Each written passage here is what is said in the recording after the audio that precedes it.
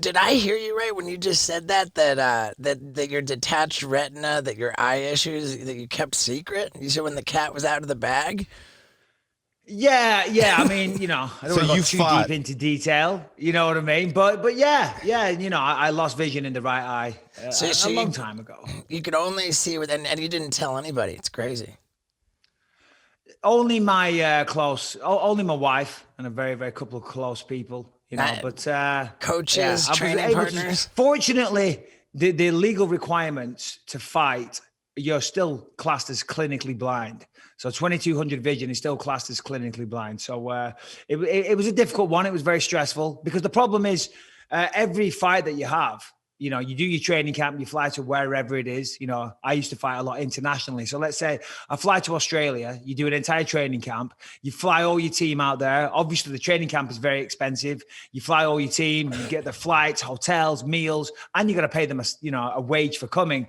And then you got to see a local doctor at the fight, the day of the weigh-in. You know what I mean? I'm always like, shit, this guy, it might be, you want to be that guy, pulls you from the fight. You know what I'm saying? Takes a look at your eyes, says, no, fuck this. You're not fighting. You shouldn't be fighting. So that was always very stressful because you do all that work, you train your ass off, and you spend all that money, and the fight might not happen. So that was always really stressful, but fortunately never happened. And I was able to walk away on my own terms. Wow. So did you have to sort of trick them that you had two functioning eyes for a while?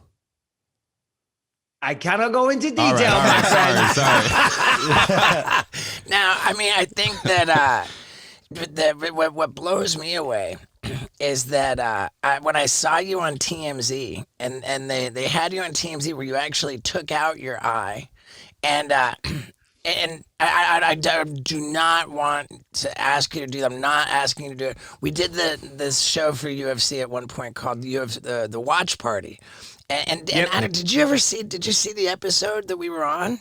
I didn't see it, no, but funnily enough, I'm doing it again this weekend. Oh, are you? They've asked me to do a Twitch stream.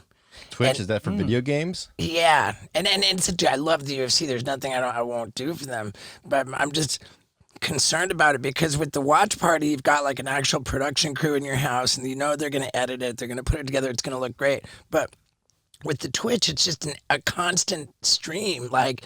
Like the whole, you kind of have to be on the whole time. And I'm just like, well, what if I just like trail off and I'm watching the fights and I'm not like, engaged. I'm nervous about not giving But you're quality. doing it, right? No, I don't know. I haven't decided yes or no.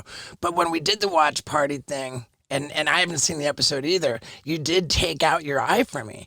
And it's so fascinating to me that I don't know if they included that in the episode or not. No, I was just thinking, you're right, I did. I totally forgot all about that. Obviously, you don't drink anymore, Steve-O, but Right. my boxing coach does. and I don't see him very often. And I don't drink that much these days either. Contrary to popular belief, everybody thinks I'm this crazy party animal. I'm really not. I mean, when I was younger, I was a fucking nightmare. But these days, I'm pretty good. I'm 42 yesterday. But Jason Prillo came up, and I don't get to see him in a social function very often.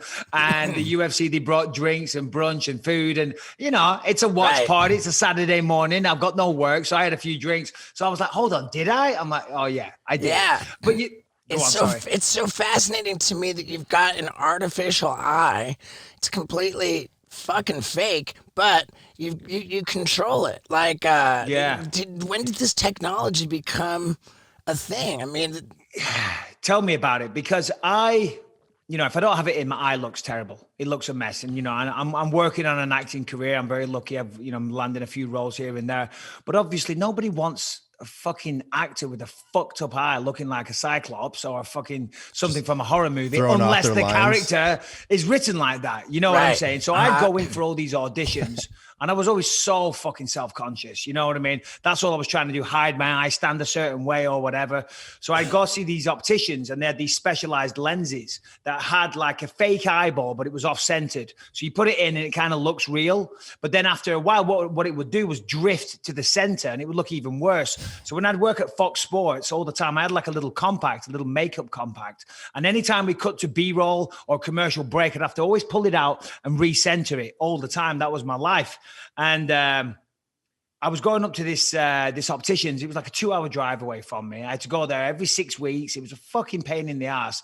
And then eventually I thought to myself, I'm over this. I'm just going to get a glass eye. I'm going to have it removed and have a glass eye. So I made an appointment with a doctor here in Orange County. And she looked at me and she said, you don't need, we don't want to operate. That's always the last resort. She said, there's a doctor close by that can do these prosthetic lenses.